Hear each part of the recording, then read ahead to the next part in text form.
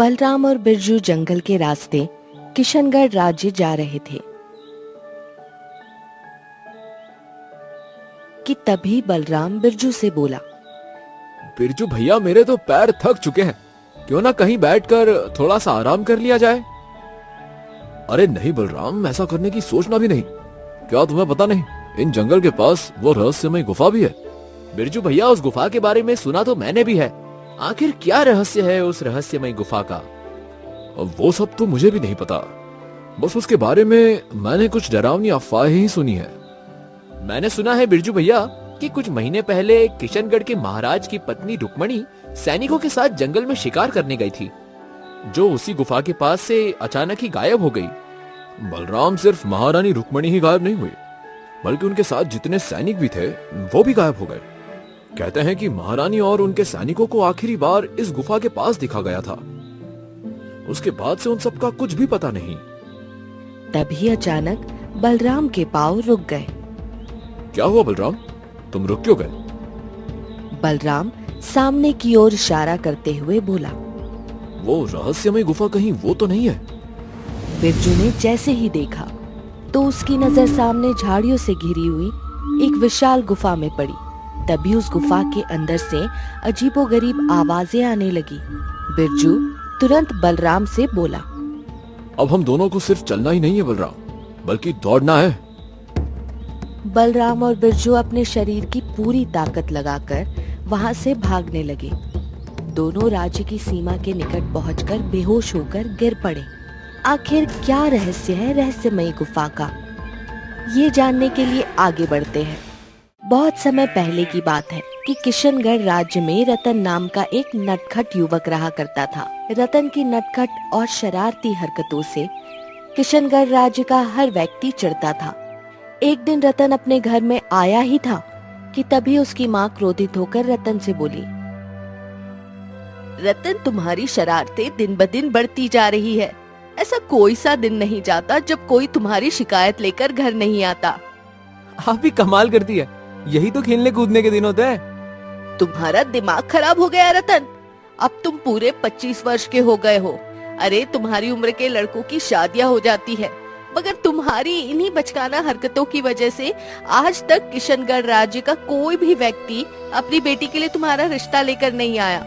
शायद मेरे भाग्य में कोई आम लड़की नहीं लिखी होगी माँ, कोई राजकुमारी लिखी होगी।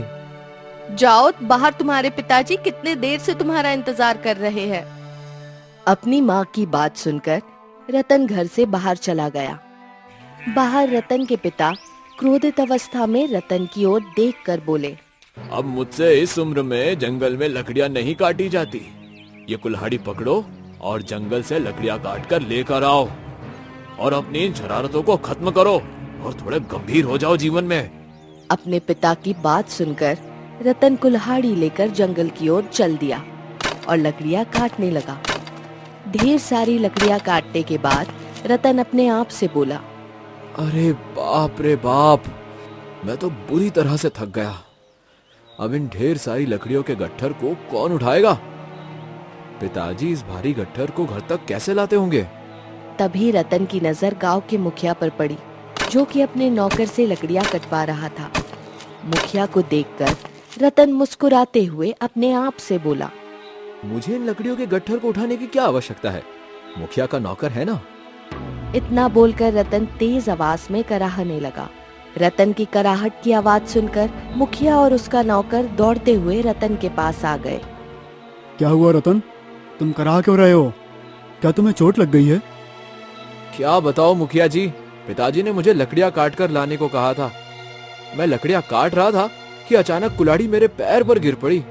मेरे पैर बुरी तरह से दर्द हो रहे हैं और अब मुझे समझ नहीं आ रहा है कि मैं लकड़ियों का गट्ठर घर तक कैसे पहुंचाऊं।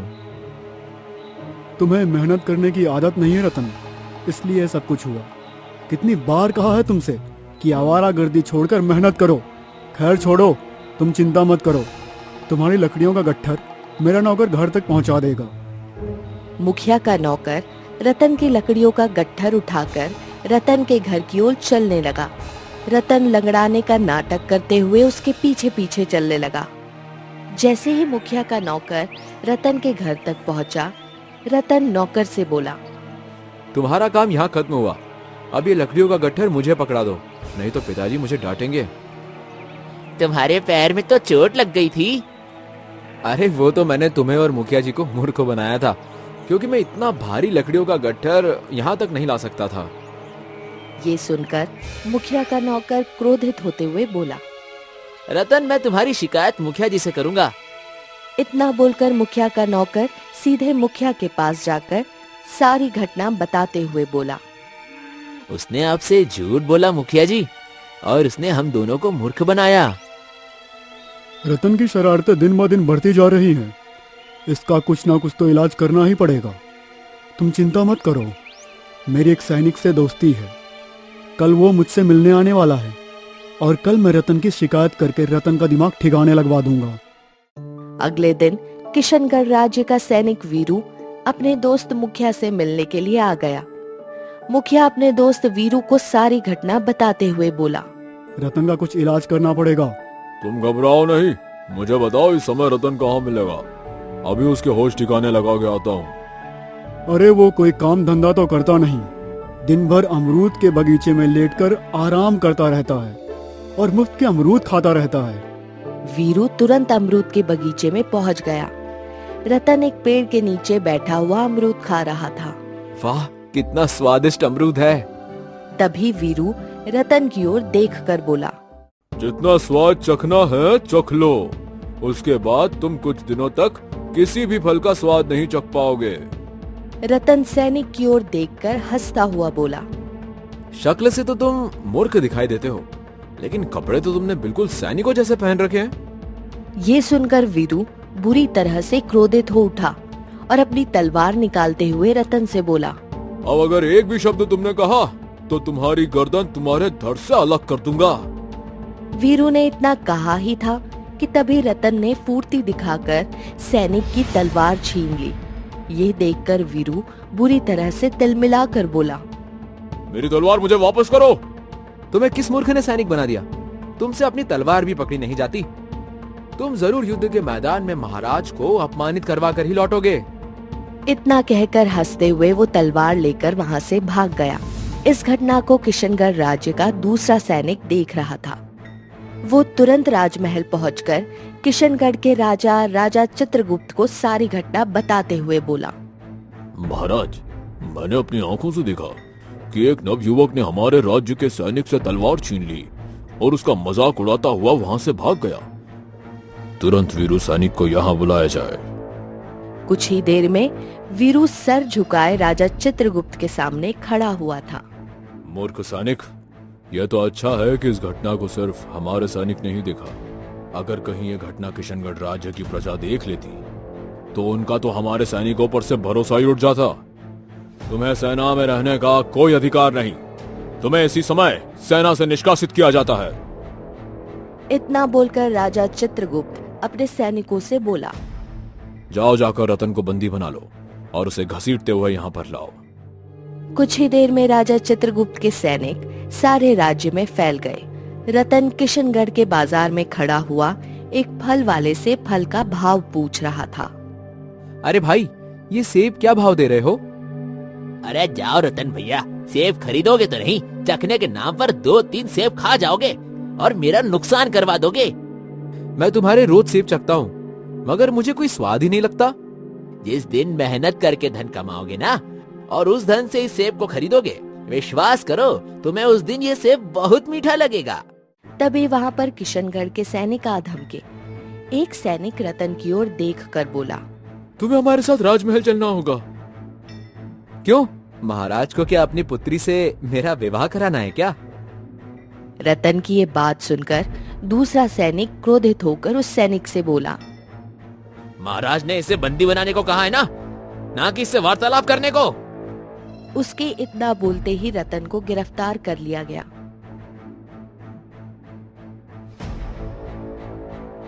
कुछ ही देर में रतन राजा चित्रगुप्त के सामने महल के अंदर खड़ा हुआ था। तभी रतन की नजर राजा चित्रगुप्त के बगल में बैठी हुई उनकी पुत्री राजकुमारी नीलम पर पड़ी। राजकुमारी नीलम को देखकर रतन अपने आप से बोला। राजकुमारी की सुंदरता के चर्चे तो मैंने सुन रखे थे, लेकिन वो इतनी अधिक सुंदर होगी, ये तो मैंने कभी सपने में भी नहीं सोचा था। तभी रतन के कानों में राजा चित्रगुप्त की आवाज टकराई। ऐसे खड़े खड़े मेरी पुत्री को क्या घूर रहे हो मूर्ख? क्या तुम्हें महाराज के सामने खड़े होने की भी तमीज नहीं? राजा चित्रगुप्त की बात सुनकर रतन मुस्कुराते हुए राजा चित्रगुप्त की ओर देखकर बोला, मैं कभी किसी राजा के सामने खड़ा नहीं हुआ, इसलिए मुझे नहीं पता कि उनके सामने कैसे खड़ा हुआ जाता है।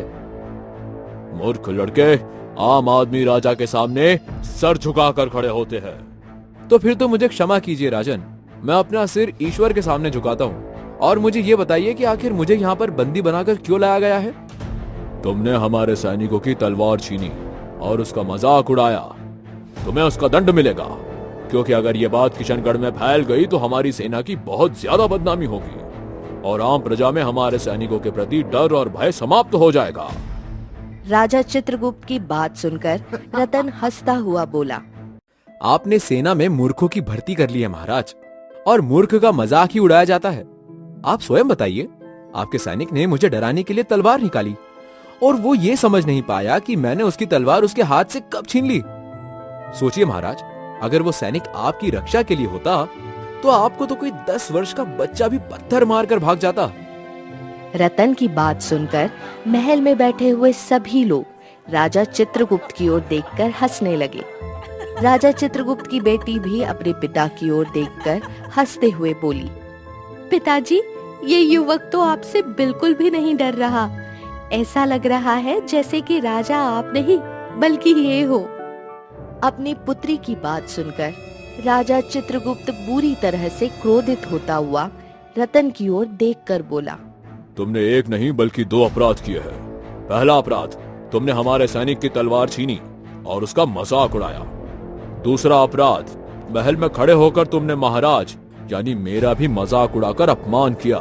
तुम्हें इसका दंड मिलेगा, और वो भी मृत्यु दंड। राजा चित्रगुप्त की बात सुनकर महल में सन्नाटा छा गया। महल में बैठे हुए सभी लोग रतन के चेहरे की ओर देखने लगे, मगर रतन के चेहरे पर डर का नामो निशान मौजूद नहीं था।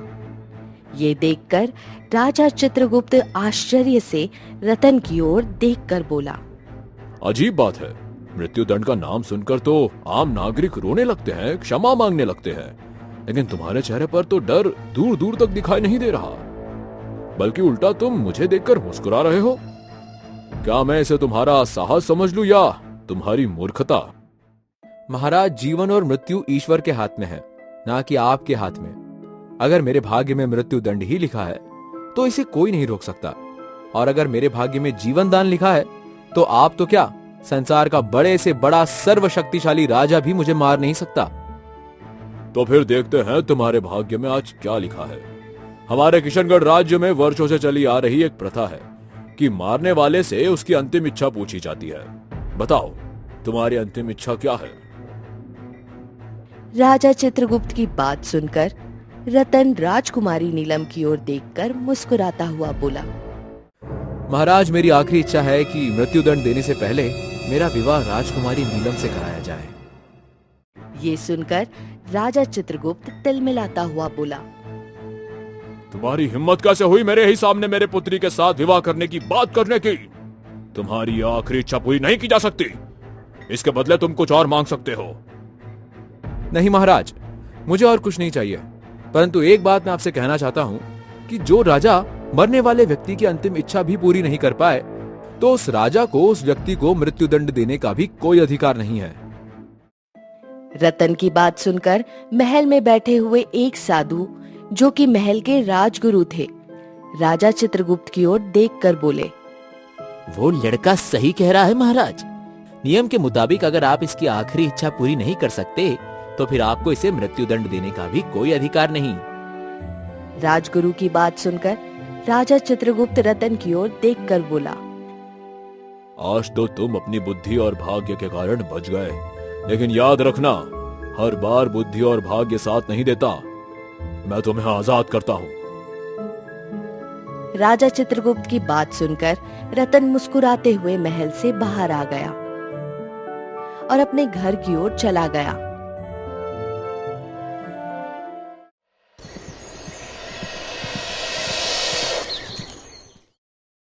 और राजकुमारी नीलम के ख्यालों में खो गया।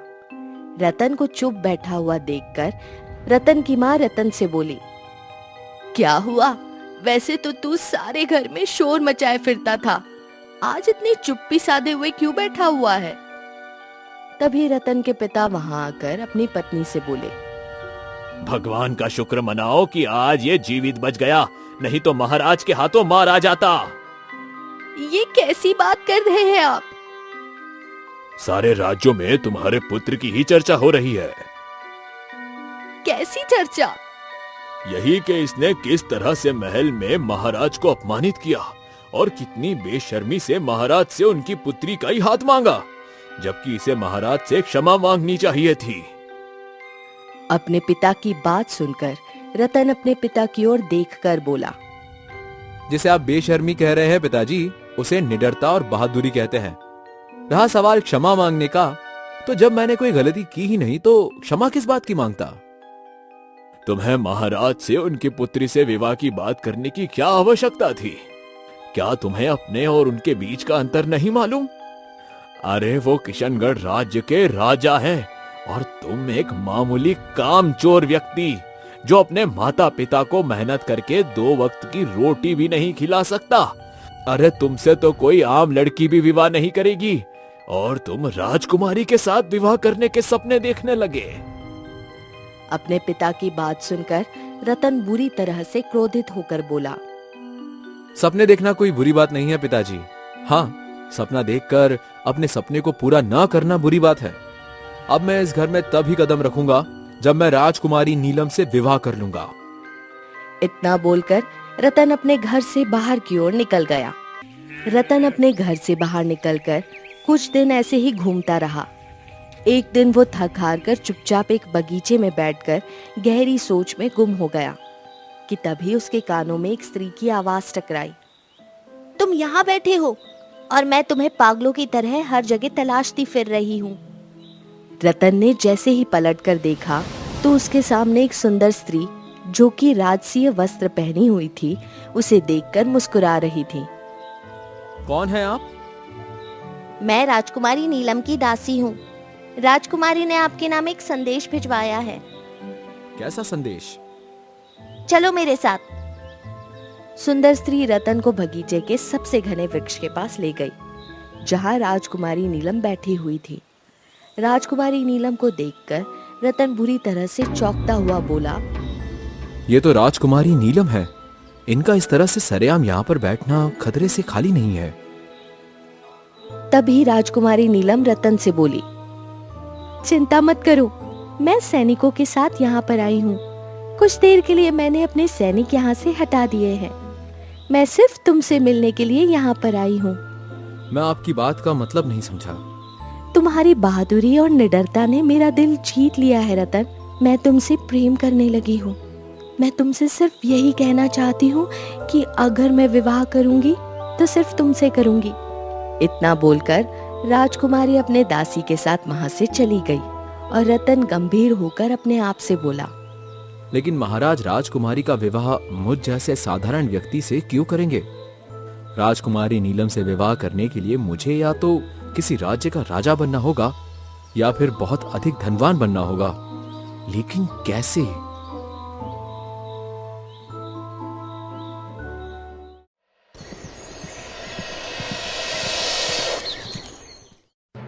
रतन इसी गहरी सोच में किशनगढ़ राज्य में टहलता फिर रहा था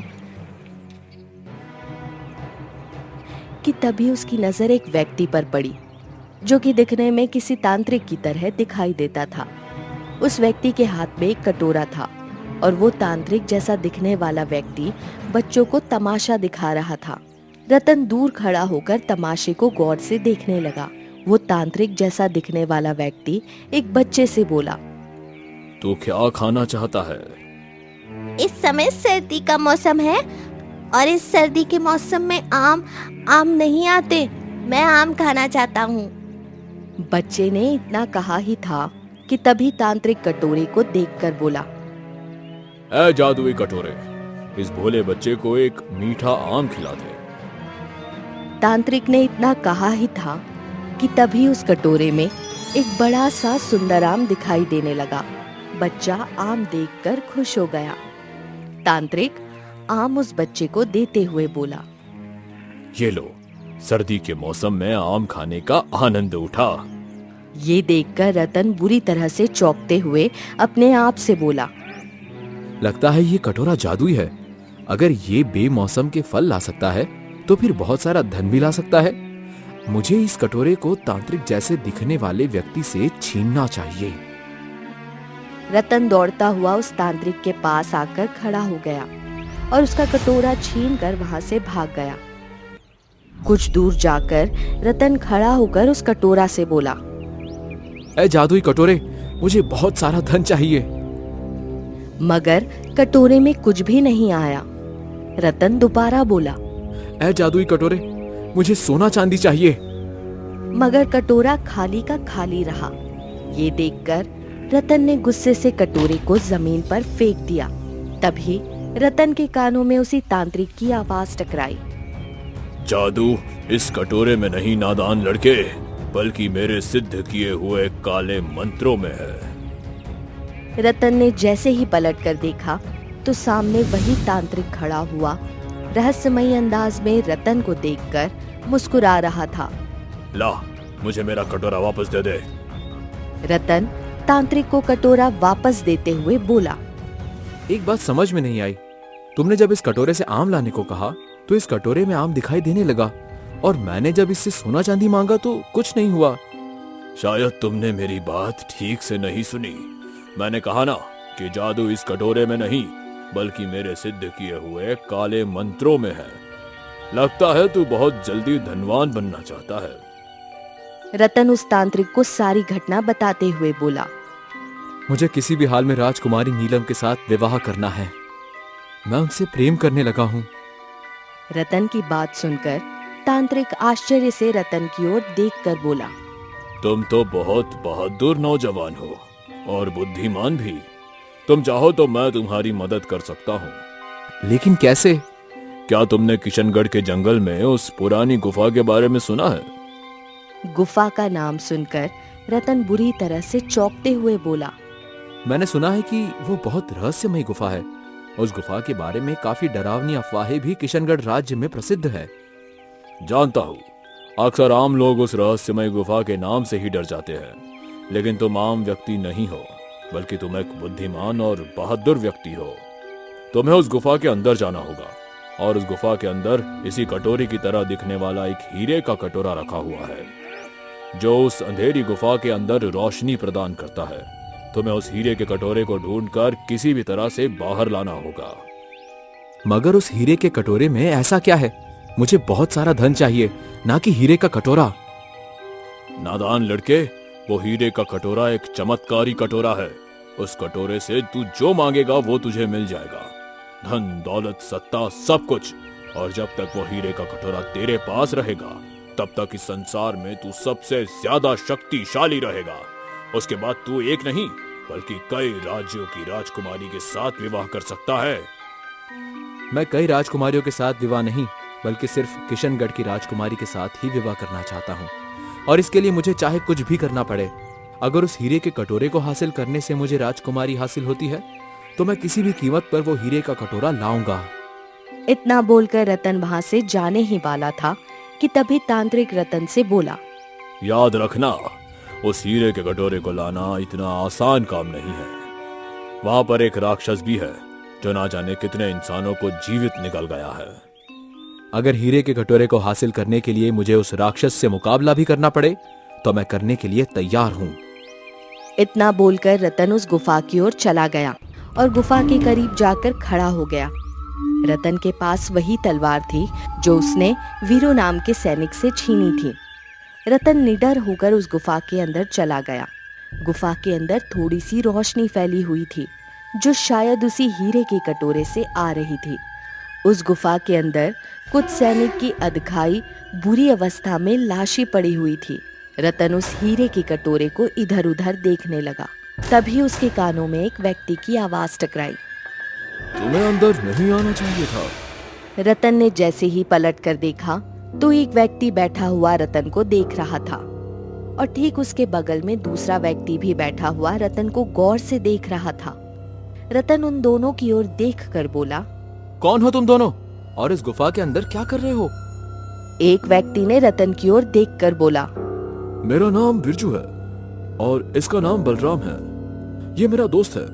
हम दोनों किशनगढ़ राज्य आ रहे थे। जब हमारा गुजरना इस गुफा में हुआ, अचानक उस गुफा में से अजीबोगरीब आवाज आने लगी।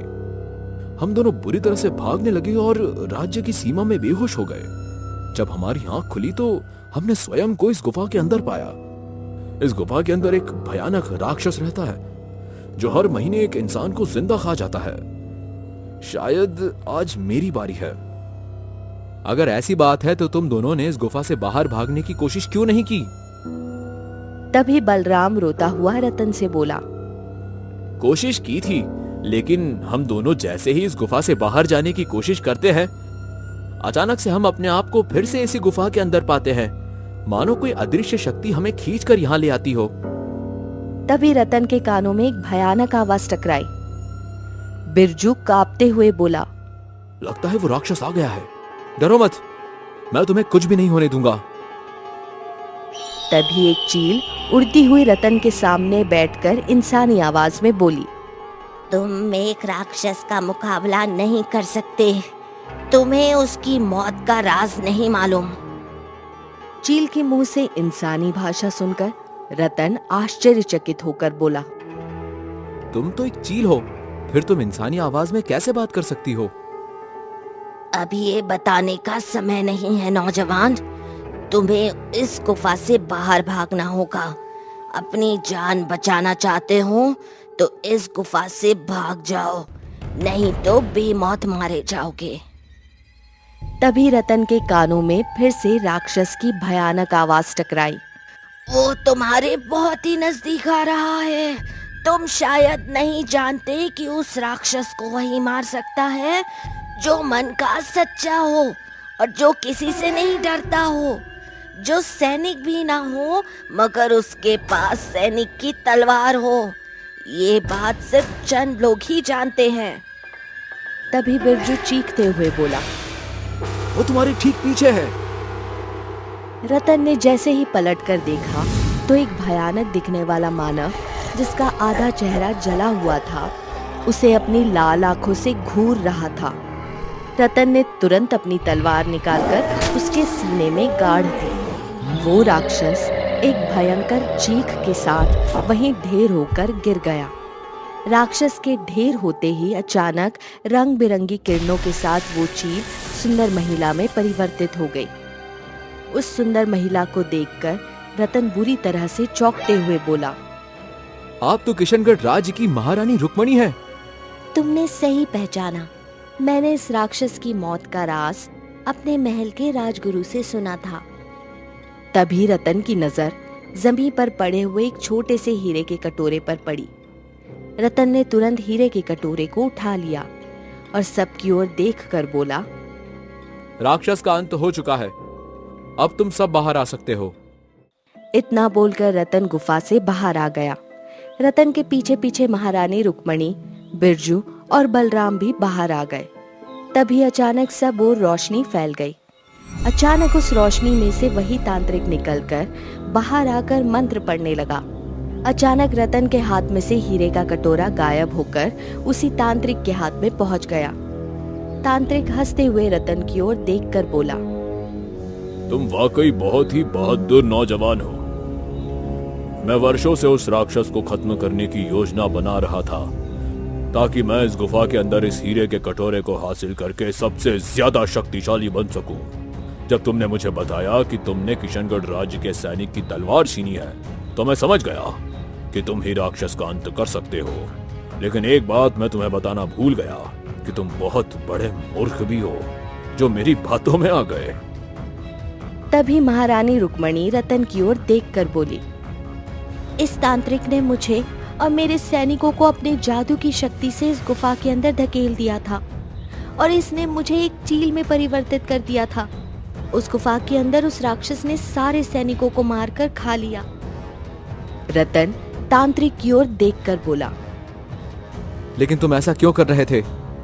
बरसों पहले उस राक्षस को एक साधु ने अपनी मंत्र शक्ति से गुफा के अंदर कैद कर दिया था। मैं उस राक्षस का मुकाबला नहीं कर सकता था। मैं जानता था कि अगर राक्षस को 1 महीने के अंदर अंदर उसे उसकी इंसानी खुराक नहीं मिली तो वो जादुई हीरे के कटोरे को भी खा जाएगा। इसलिए किशनगढ़ राज्य का कोई भी व्यक्ति जब भी इस गुफा के पास से गुजरता तो मैं अपने जादू की शक्ति से उसे गुफा के अंदर फेंक देता। और फिर एक दिन मेरी नजर महारानी और उनके सैनिकों पर इसी गुफा के पास पड़ी। मैंने अपनी जादू की शक्ति के जोर पर उनके सैनिकों को इस गुफा के अंदर ढकेल दिया और महारानी को एक चील में परिवर्तित करके इस गुफा के अंदर कैद कर दिया। क्योंकि बरसों पहले राजा चित्रगुप्त ने मुझे अपमानित करके अपने राज्य से बाहर निकाल दिया था। तब से ही भेष बदलकर राजा चित्रगुप्त से अपने अपमान का बदला लेने की सोच रहा था और मुझे मौका मिल गया। अब मैं राजा चित्रगुप्त को मारकर किशनगढ़ राज्य का राजा बनूंगा और फिर धीरे धीरे करके सारे संसार पर कब्जा कर लूंगा, क्योंकि अब मेरे पास ये जादुई हीरे का कटोरा है। तभी उस जादुई हीरे के कटोरे से एक इंसानी आवाज आई।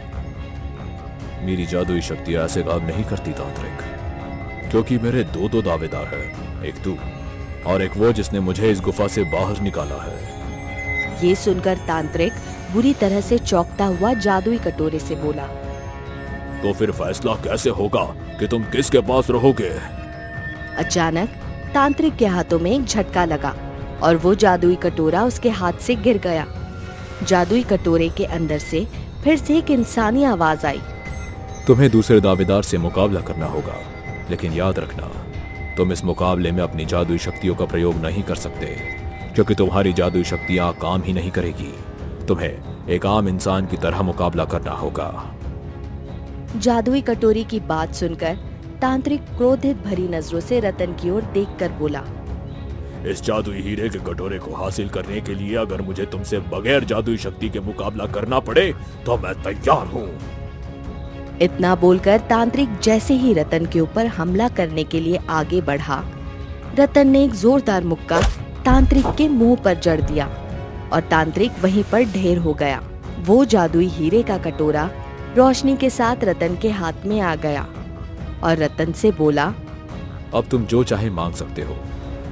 रतन जादुई हीरे के कटोरे की ओर देखकर बोला, मैं चाहता हूँ कि बिरजू और बलराम अपने घर पहुँच जाए और मैं और महारानी महल पहुँच जाए। रतन ने इतना कहा ही था कि बलराम और बिरजू वहां से गायब हो गए और रतन और महारानी रुक्मणी ने स्वयं को महल के अंदर पाया। अपनी पत्नी को देखकर राजा चित्रगुप्त पूरी तरह से चौंकता हुआ बोला, रुक्मणी, तुम कहाँ थी?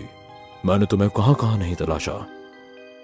रुक्मणी सारी घटना बताते हुए अपने पति से बोली, अगर आज रतन नहीं होता तो उस राक्षस का अंत होता और मैं हमेशा के लिए एक चील ही बनी रहती। तभी रतन ने उस जादुई हीरे के कटोरे की ओर देखकर कहा, मुझे इतना सारा धन चाहिए कि ये पूरा महल भर जाए। अचानक कटोरे के अंदर से सोने के सिक्के निकलने लगे।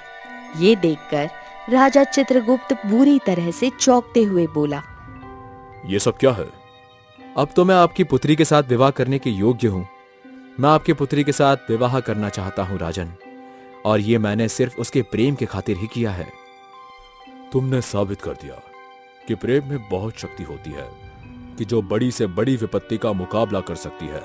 तुमने मेरी पत्नी को मुसीबत से बचाया और उस राक्षस का खात्मा किया और उस तांत्रिक से सारे किशनगढ़ राज्य को बचाया। मैं अपनी पुत्री का विवाह तुमसे आज ही और इसी समय करवाऊंगा और मैं तुम्हें आने वाले कल का राजा घोषित करता हूँ। रतन का उसी दिन राजकुमारी नीलम के साथ विवाह हो गया। रतन राजकुमारी नीलम को लेकर सीधे अपने घर पर पहुंच गया। हाँ माँ, ये राजकुमारी है, लेकिन अब ये राजकुमारी के साथ साथ तुम्हारी बहू भी है। चलो मेरे साथ, मैं तुम्हें और पिताजी को ले जाने आया हूँ। अब हम यहाँ नहीं बल्कि महल में रहेंगे, वो भी अपने महल में। रतन अपने माता पिता को वहां से ले गया और जादुई हीरे के कटोरे की मदद से एक आलीशान महल बनवाकर अपनी पत्नी और माता पिता के साथ रहने लगा।